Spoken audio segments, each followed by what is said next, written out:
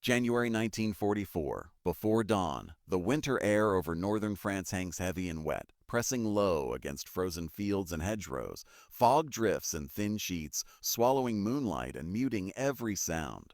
Somewhere beyond the darkness, the Atlantic breathes steadily, indifferent.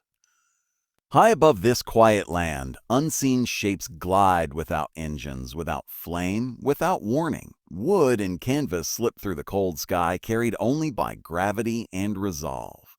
At this hour, German generals believed the war in the West was understood. The coastline was fortified, the beaches mapped, the defenses rehearsed endlessly in staff rooms and war diaries. Any Allied invasion, they believed, would announce itself loudly, with naval bombardment, roaring engines, and predictable landings along the shore. War, as they had learned it, was a matter of weight and noise. What they did not expect was silence. To understand why this moment mattered, one must return to the assumptions that shaped German military doctrine by 1944. The Wehrmacht had conquered Europe through speed, coordination, and overwhelming force. Blitzkrieg was not merely a tactic, it was an ideology. War was to be decisive, visible, and centrally controlled.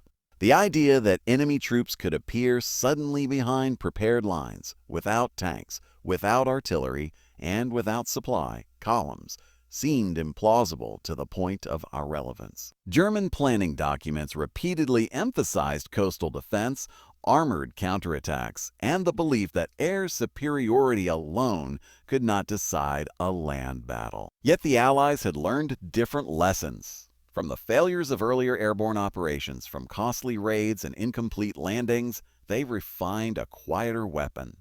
Not one of steel and fire, but of timing, coordination, and mass production. The military glider, fragile, disposable, and nearly invisible, became a symbol of an industrial democracy willing to sacrifice material to save time, lives, and momentum. German intelligence knew of Allied airborne forces.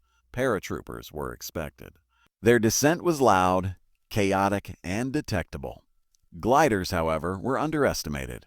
Reports described them as unreliable, inaccurate, and impractical.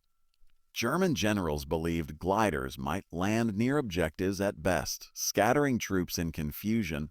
They did not imagine entire battalions arriving intact, heavily armed, and precisely where they were least expected. What German soldiers expected was a battle that approached them. What they experienced instead was a battle that materialized around them.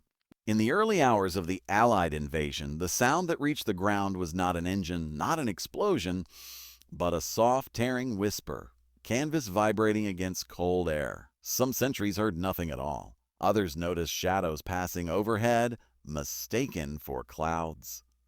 By the time boots touched soil, it was already too late. Bridges were seized, road junctions vanished from German control, communication lines went silent.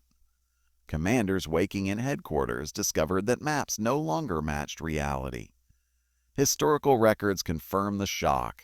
German after-action reports from June 1944 repeatedly mention enemy forces appearing unexpectedly in rear areas. One divisional report notes that resistance collapsed not due to numerical inferiority, but because the situation could not be understood.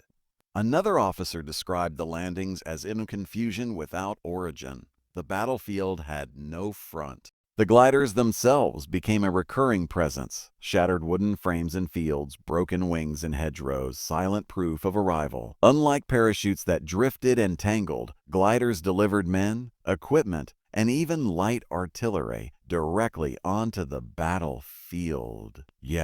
Jeeps rolled out of wrecked fuselages. Anti-tank guns were assembled within minutes. In one documented case, a bridge was captured within 10 minutes of landing, its defenders overwhelmed before alarms could be raised. For German commanders trained in centralized control, this was more than a tactical setback. It was a psychological rupture. Orders issued hours earlier were irrelevant. Reserves moved toward objectives already lost. Artillery fired at positions already abandoned. The certainty that planning could tame chaos dissolved. American abundance revealed itself not in spectacle, but in repetition. Glider after glider, wave after wave, disposable machines built in thousands used once, then abandoned without hesitation. Where German industry conserved resources, the Allies expended them. Where German doctrine prized precision and permanence, American strategy embraced excess and adaptability. Food, too, became a quiet symbol. Captured German soldiers later noted the strange detail: Allied troops eating hot rations behind German lines. Canned meat, chocolate bars, coffee, small comforts delivered by air. To men accustomed to shrinking supplies and rationed bread, this abundance carried meaning beyond sustenance. It suggested a system that could afford generosity even in war. The experience forced a transformation in perception.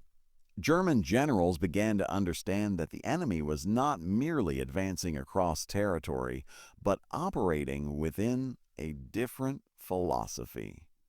This was not conquest driven by scarcity, but pressure applied through surplus. Democracy translated into logistics meant redundancy, flexibility, and overwhelming presence without the need for spectacle. Documents from late 1944 reflect this shift. Defensive plans grew increasingly reactive. Confidence in static lines eroded. One senior officer wrote that the enemy appears where he should not be, and that traditional concepts of rear and front no longer apply. The war was no longer something that could be contained. The sound of the gliders, or rather their absence, lingered in memory. Silence became threatening. A quiet sky no longer meant safety. It meant possibility. In the months that followed, German forces fought with determination, but without illusion. The belief that mastery of terrain ensured control was gone. The belief that war could be predicted had collapsed. Long after the wreckage rotted into fields, the lesson remained. Power does not always announce itself. Sometimes it arrives softly, borne by preparation, cooperation, and an economy capable of turning ideals into action. The gliders, fragile and fleeting, carried more than soldiers. They carried a truth. That freedom, when organized, can move silently.